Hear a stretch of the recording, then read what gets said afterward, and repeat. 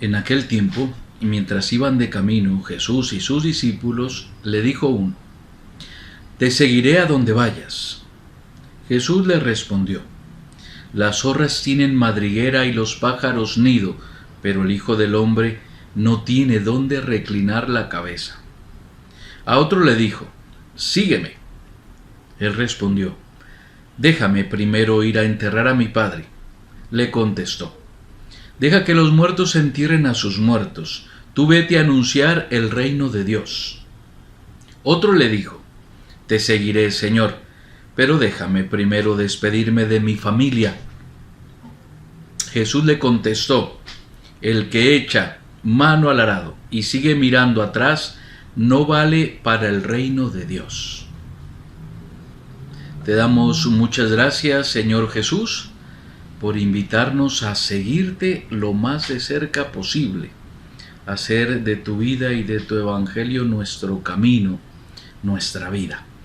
Te pedimos, pues, Señor, la gracia de poder encontrarnos hoy contigo, de poder también seguirte lo más de cerca posible. Gloria al Padre, y al Hijo, y al Espíritu Santo, como era en el principio, ahora y siempre, por los siglos de los siglos. Amén. Saludos de paz y bien. Hola de nuevo. Yo soy el Padre Ramón, de la familia misionera Verbum Dei de Medellín. Me alegra compartir con ustedes las pautas después de un mes de ejercicios espirituales, y además en este día, en esta memoria de San Francisco de Asís, un santo bastante especial por su testimonio de pobreza y de humildad, y que ha impactado tanto al mundo, a la historia, a la iglesia a través de la historia, pero también al mundo, incluso que ha inspirado al Papa Francisco, nuestro sumo pontífice actual, en su ministerio apostólico. Bueno, pues el Evangelio de la misa de hoy subraya esta nota característica de la vida de San Francisco, también de la vida de Jesús: la pobreza y la humildad. La cita que vamos a meditar hoy es Lucas 9, del 57 al 62. Lucas 9, del 57 al 62. Les propongo dos puntos de meditación. Primero, el seguimiento de Cristo. Y segundo, la pobreza evangélica.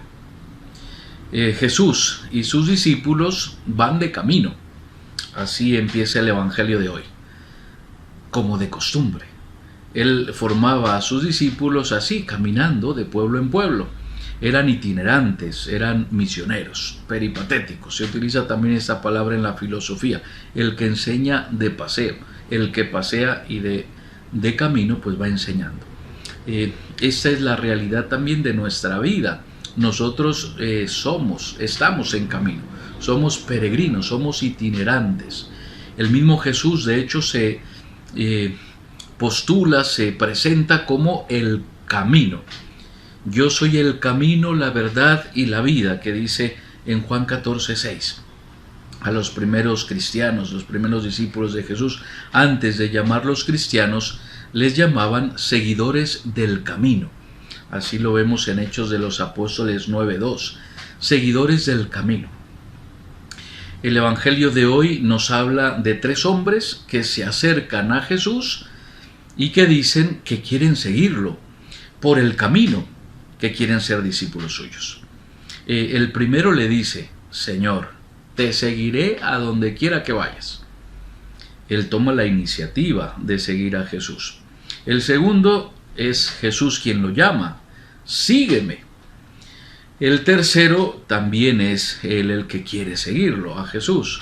Le dice: «Te seguiré, pero primero deja despedirme de los de mi casa, de mi familia». El seguimiento de Cristo es la esencia del cristianismo. Es más, algunos documentos de la Iglesia, después del Concilio Vaticano II, nos invitan a seguir a Jesús lo más de cerca posible, porque algunos lo pueden o lo podemos estar siguiendo de lejos, y de lejos no se puede seguir a Jesús, no se le puede conocer bien, no se le puede amar. hay que seguirlo lo más de cerca posible. De hecho, seguirlo supone una relación estrecha de amistad y de semejanza. Estar con Él, convivir con Él, y en la medida que vamos conviviendo con Él, aprendemos a vivir como Él. Nuestra vida se va cristificando en la convivencia con Él. Es lo que pasa con los santos. Hoy recordamos a San Francisco de Asís, pero pues pasa con todos los santos. En la medida que conviven con Jesús, que tratan con Él de forma amistosa todos los días, pues se van pareciendo a Él. Esto es lo lógico. San Francisco de Asís con una nota característica, que es la pobreza de Jesús, la pobreza evangélica. Y con esto paso al segundo punto. El seguimiento de Cristo tiene algunas notas o características que son fácilmente identificables. La primera de ellas es la pobreza evangélica. Al hombre que que quiere seguir a Jesús, Jesús le dice: las zorras tienen madriguera y los pájaros tienen nido, pero el Hijo del Hombre no tiene dónde reclinar la cabeza. Jesús es el Hijo del Hombre, es el Hijo de Dios, el dueño de toda la creación, y al mismo tiempo no posee nada. No está aferrado a las cosas, no tiene dónde reclinar la cabeza, es libre. Hablamos de la pobreza del Evangelio, la pobreza que es buena noticia, la pobreza de Jesús, no de la pobreza mala o de la miseria, o de la miseria denigrante que debemos de erradicar. La pobreza de Jesús es dignificante, liberadora. Nos enseña con su vida, Jesús, nos enseña a relacionarnos con las cosas de este mundo desde la libertad gloriosa de los hijos de Dios, sin apegos desordenados. Y por eso nos libera de la codicia, de la avaricia, porque no hay apegos, no hay intereses desordenados. Personalmente he ido aprendiendo a relacionarme con las cosas en este seguimiento de Jesús. Y es un aprendizaje que dura toda la vida, no es algo que uno ya consigue de una forma definitiva, sino que cada día pues es un aprendizaje como discípulo de Jesús, a usar de los bienes de este mundo que pasan, sin aferrarnos a ellos, sin aferrarme a ellos. Y confieso que no es fácil, porque los afectos, los sentimientos siempre entran en juego y nos encariñamos con las cosas, nos apegamos a ellas a veces inconscientemente. Les cuento algo que me pasó recientemente. Estando a la mitad de los ejercicios espirituales, mi celular empieza a fallar, se empiezan a borrar los mensajes del WhatsApp, etcétera, ¿no? Y al tercer día literalmente murió. Ya se dañó, no quiso encender. Intentamos pedir ayuda, intentamos formatearlo, etcétera. Bueno, nada, no se pudo, se dañó por completo y pues me dolió, realmente me dolió, no por el celular, sino sobre todo por la información que había en él, fotos, archivos, etcétera, y que no pudimos rescatar casi nada.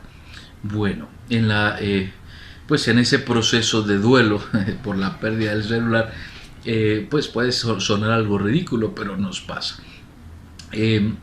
El Señor me decía: mira, tranquilo, no pasa nada, absolutamente nada, suéltalo, déjalo ir, sé libre.